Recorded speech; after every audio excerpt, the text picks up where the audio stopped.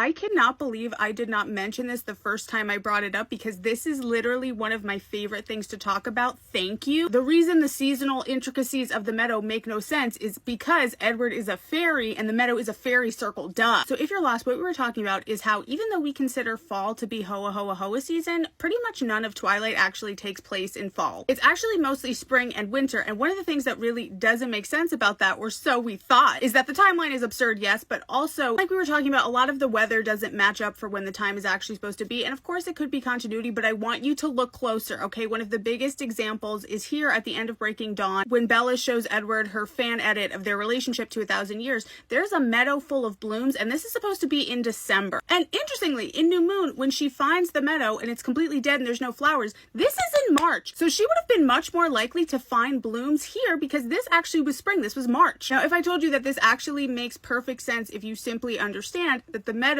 is a fairy circle. What is a fairy circle, you ask? A fairy circle is a round formation that fairies use to lure humans and doom them. In nature, they often exist as rings of mushrooms. And you know how I always talk about how Twilight is just like Coraline, except Bella sews the buttons on her eyes at the end. Where did Coraline find the well? In a ring of mushrooms. Now, I want you to think about the Cullens and what they really have in common with traditional vampires. It's very little, other than the fact that they drink blood. What do they have in common with dark, fey creatures? A lot. They're sparkly, they live in the woods, they have fairy circles. And not only is the meadow extremely important to Bella and Edward's relationship, and you could definitely argue that is where Bella was doomed to her fate, and Alice talks about how important the meadow is. Bella specifically emphasizes in the book how perfectly round the meadow is. She says in Twilight, "I'd never seen another clearing so symmetrical. It was perfectly round, as if someone had intentionally created the flawless circle, tearing out of the trees but leaving no evidence of that violence in the waving grass." That is literally a fairy circle, and if that's not enough for you, when Edward leaves in New Moon, the magic of the meadow is gone, even though it's spring. But it's even deeper than that, because in the book, she actually takes Jacob to go look for this meadow because she's so desperate to find it again, and she actually can't find it with Jacob. And he's like, "I don't think this place exists, Bells," but of course Jacob couldn't find it. Jacob is a werewolf. He could never lead a human to a fairy circle. The magic doesn't work on him. He's a protector. But when Bella went looking for it alone, she found it easily. And that is where she almost got slurped up by Lorraine. Like, hello. So actually, it makes perfect sense that the meadow just starts blooming again magically when Glitterbag comes back to start his BS,